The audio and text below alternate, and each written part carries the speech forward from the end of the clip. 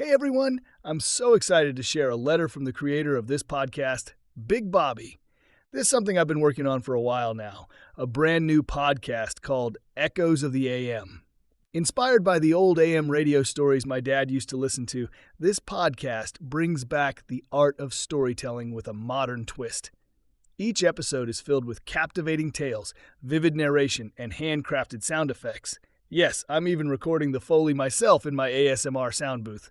Whether you're looking for something to help you relax, spark your imagination, or share timeless stories with your family, this podcast has something for everyone. Echoes on the Monterey Peninsula.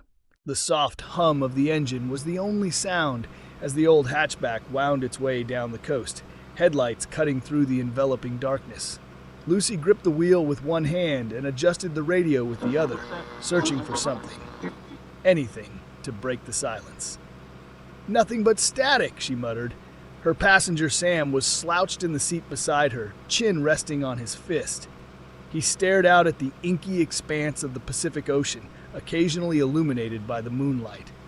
Sam was the quieter of the two, introspective to the point of being enigmatic. His lanky frame and perpetually unkempt hair made him look like he belonged in a college art class, rather than out here on the dark, winding roads of the Monterey Peninsula. "You sure this place is even open?" Sam asked without turning his head. "The website said it's a 24-hour diner. Besides, it's not like we have other options." Lucy's tone was brisk, but her eyes flicked to Sam's reflection in the rearview mirror. "Relax. We'll grab some pie, maybe some coffee, and then head back to the motel." Lucy was Sam's opposite in almost every way. Where he was all quiet observation, she was constant motion. Her cropped hair was streaked with electric blue, and her leather jacket, frayed at the cuffs, gave her the air of someone always ready for a fight. The road narrowed as they descended into a dense forest. Towering Monterey pines loomed over them, their spindly branches knitting together into a canopy that blocked out what little moonlight remained. "Creepy," Lucy muttered. "You'd think they'd put up some street lights." Sam finally turned his gaze from the window. "Maybe they like it this way. Adds to the ambiance." Lucy snorted. "Yeah, great ambiance for getting murdered." The sign for Betty's All-Night Diner appeared suddenly, its neon letters flickering like a firefly on its last legs. Lucy pulled into the gravel parking lot and killed the engine. "This is it?" Sam's skepticism was palpable. "Don't judge a diner by its sign," Lucy quipped as she grabbed her phone. "No signal. Perfect."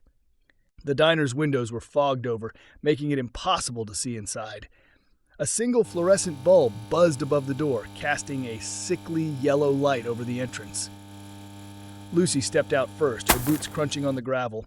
Sam followed reluctantly, shoving his hands into his jacket pockets. "Welcome to the Twilight Zone," he murmured. Inside, the diner was eerily quiet. The red vinyl booths were pristine, the checkered floor gleamed, and yet something felt off. The air was too still, too heavy, as if the place had been hermetically sealed. "Hello?" Lucy called out, her voice bouncing off the walls. No response. "Maybe they're in the back," Sam suggested, though he didn't sound convinced. Lucy strode to the counter and peered over it. "Nobody here. This is officially weird." Just as they were about to leave, a faint sound broke the silence. It was a whisper, so soft it could have been imagined. "Did you hear that?" Lucy asked, her bravado faltering. Sam nodded, his face pale. "It came from over there."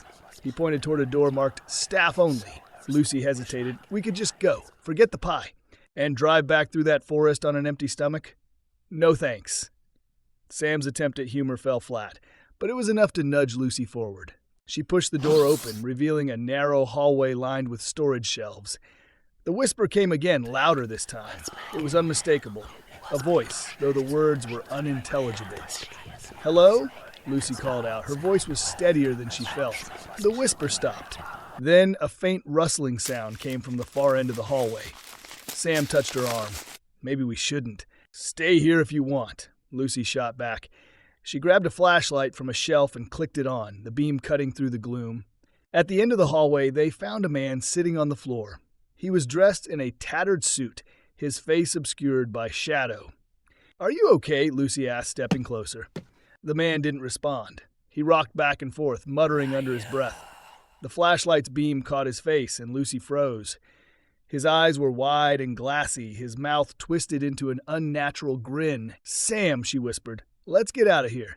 Before they could move, the man's head snapped up, his gaze locked onto them, and he let out a guttural laugh that sent chills down their spines. "You shouldn't have come," he said, his voice raspy and uneven. Sam grabbed Lucy's arm. "We're leaving now." They backed away, but the man rose to his feet with unnatural speed. "You can't leave," he hissed. "Not now." What followed was a blur of movement and adrenaline.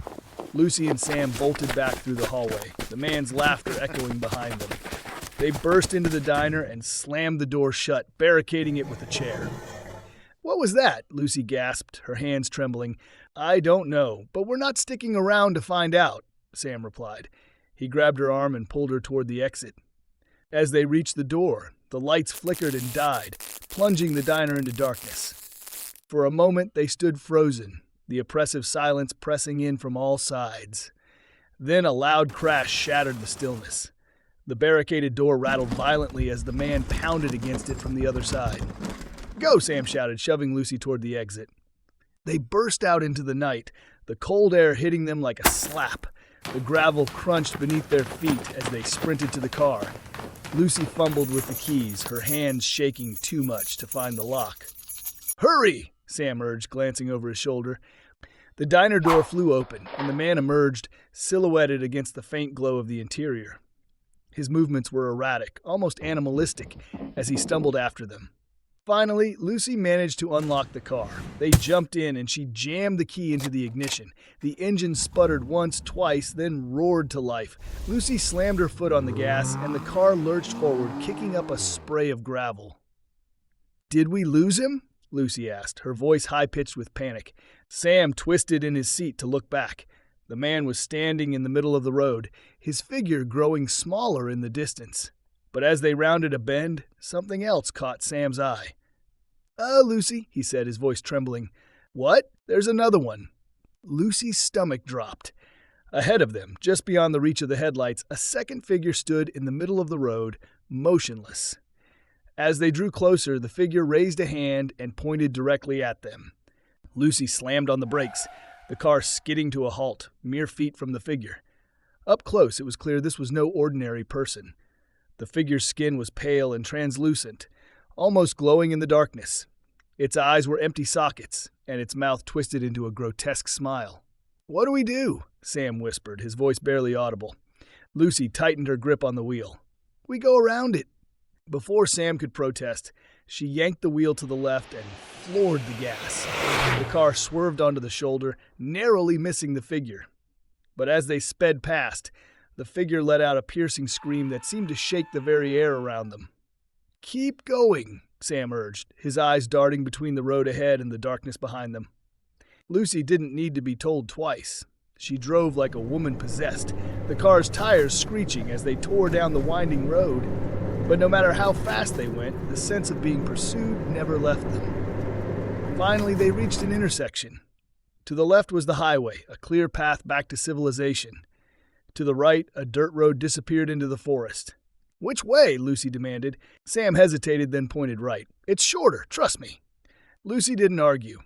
She turned onto the dirt road, the car's headlights bouncing wildly as they sped over the uneven terrain. But as the forest closed in around them, the feeling of unease grew stronger.